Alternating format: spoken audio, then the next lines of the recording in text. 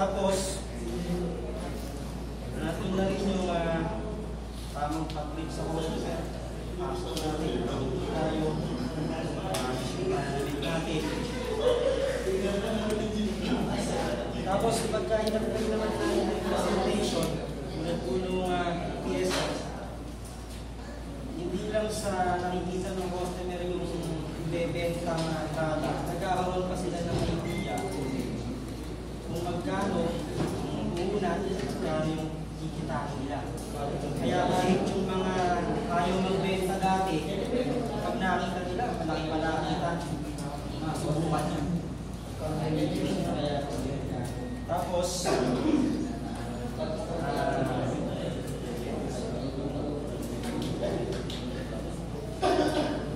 tapos pagkakabit ng merchandising, baga nakaplano, pagka ni customer, anong gagawin doon sa tindahan sa karang. Tapos, sa pagre-records naman, una nakikita natin magkano kayo nilawin yung nakaraan, magkano kayong natitira niyang load, magkano idadagdag mo.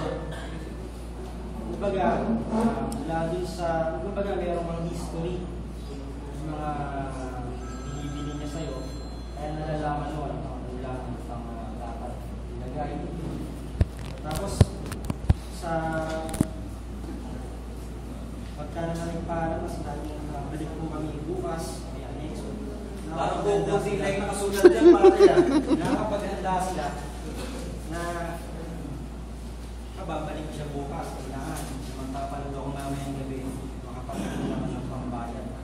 Tapos mag-check na niya ngayon yung mga ano niya, yung mga stocks niya, ano bang kulang para bukas magpapanood.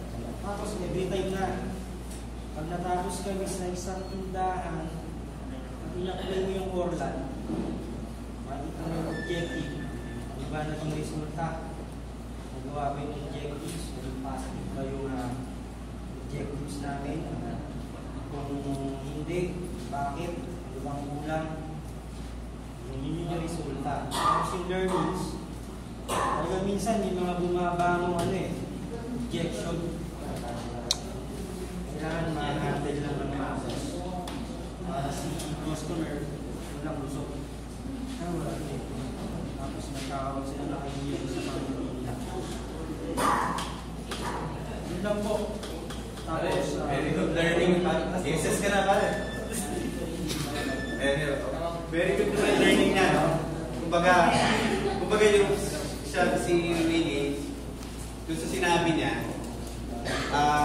dun sa, medyo pangit pakinggan, no? Sex pare, no? Checks na lang, sex pare. Sinabi niya yung sub, anong laman ng bawat BCP steps. So, very good understanding of BCP. So, pare, pagpatuloy mo yan. Pwede kang maging trainer sa SFF. Sa FFF. Diba? So, very good learning yan.